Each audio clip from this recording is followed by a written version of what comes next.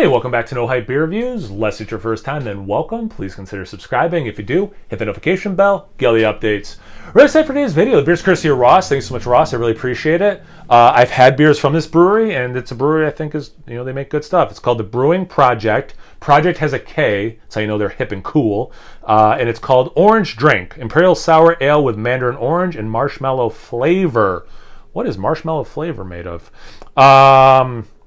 I don't see the ABV on it. I should have looked that up because I didn't realize it was. Well, I typically don't look at stuff before I start reviewing, so I didn't know that it wasn't on here.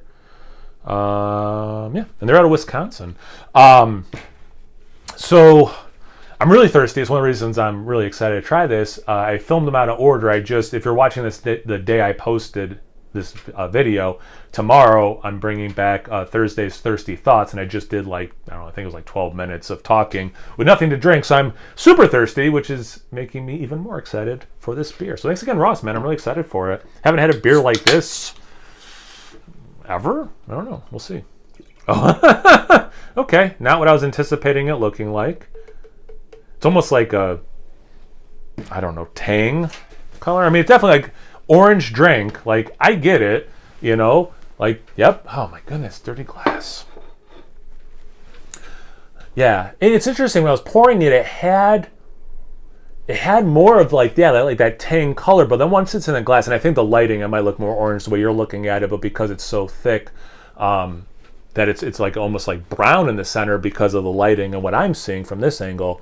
But yeah, I mean, definitely I get it, orange drink. What an appropriate name. It is very orangey. Not much of a head. Is that some pectin sticking to the side of the glass? I mean, it's not full on unless I just, well, no, it's lying on its side. So I feel like if it was heavily, pectinated, if that's a word, it would have been a little bit more evenly distributed, not just at the bottom of the can. But anyway, a little bit of maybe particulates on the side is probably the better way of saying it.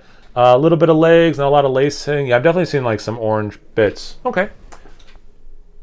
Like a smoothie style sour is what I meant to say. I don't think I actually said those words.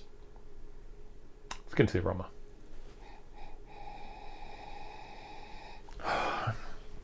So again, I don't know what marshmallow. It doesn't say marshmallows. It says marshmallow flavor. So what I'm getting is a lot of vanilla with that orange, and it's somewhat creamsicle-y. It's definitely creamsicle-y. Yeah, I shouldn't say somewhat. It definitely is. It reminds me of, I don't know how far this soda gets out, but Stewart's was the one I used to drink a lot as a kid. Orange soda, orange cream soda. It's very much that thing in beer form, or yeah, an orange and vanilla creamsicle, popsicle kind of a thing. I could see a little bit of ripe peach mixing with that orange as well, which is kind of cool a little bit, because there's not a lot of complexity to this aroma, which is fine. It is what it's advertising, which I'm totally fine with. There's a little bit of a peachy thing, which is cool. And it's funny, sometimes when beers have marshmallow, they come across smelling not too different, maybe it just gets fermented out, but sometimes vanilla can make it marshmallowy. Whatever they put in this as that marshmallow flavor, I do get that vanilla into marshmallow thing. So well done there. I kind of like knowing what the ingredients are, so I don't know what that is, but other than my pet peeve of it, it's working, to be fair. And it actually smells delicious. But let's find out if it tastes delicious. Cheers. Thanks again, Ross.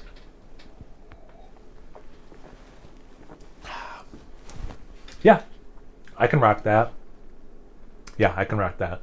So, like I was saying about the aroma, there's not a ton of complexity to the taste, but it's exactly what this beer is supposed to be. It's not overly sour. There is some sour, if not more tartness, then I get sour specifically. And I know they're different, but I know in my opinion, there's overlap of those two things, those two sensations. But to me, it's almost a little bit more tart, or a sweet tart or something, and maybe why I'm thinking that. Very orangey. Love the orange in this, actually. The marshmallow into that vanilla thing. Yep.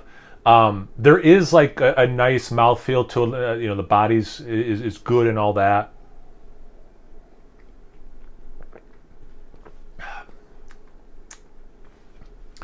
And it's interesting the way the acidity of the base beer with that orange and that, again, that vanilla into marshmallow thing. Like sometimes if a beer has a nice like lemon water characteristic, like, you know, like it's like refreshing, it has a little bit of a lemon note, I'll be like, oh, this beer kind of tastes like lemon water turned into beer. With that acidity too, it really is like the soda. It does have like it has maybe a little whisper of alcohol or something that does tie it back to beer. But it's, to me, because of the acidity of it, it drinks more like that Stewart's orange cream soda I was talking about in beer form than the ice cream bar in beer form. Sometimes like in IPAs that try to have this similar thing, I can get more of the ice cream sickle in beer form, but this is more of that soda in beer form. I know that seems like I'm spending a lot of time trying to explain the difference, but like, to me, experiencing this, it is really important that if you've not had this beer and you're trying to get an accurate representation of what this beer is, that's why I'm spending so much time on it, because it really has that more soda vibe. But again, and definitely in beer form, and I think I like that it's Imperial. I wonder if this is like 8-ish, 7 or 8%, because you do get just a whisper that really helps make it seem adult, you know, versus, yeah, it's like soda. Yeah, I still kind of get that peachy thing mixed in it with everything else. Orange and that vanilla marshmallow thing.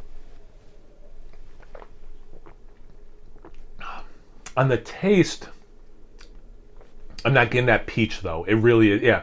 And the orange, it does taste very real orange. You know, it just to kind of connect some of the videos from this week, I did a mystery beer yesterday. If you didn't watch that, watch it, please. And maybe even watch, well, I guess it doesn't matter because I put it in the description.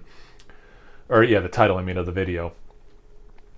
Natural flavors can totally get a person, myself included, to the flavors they're trying to get you to, right?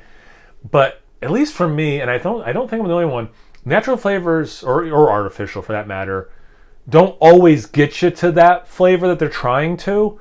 The orange that they put in here, if this wasn't actually mandarin oranges or some kind of orange in here, it would have really stuck the landing. Like, wow, the natural and or artificial flavor you're using got me there. The mystery beer, for me, did not.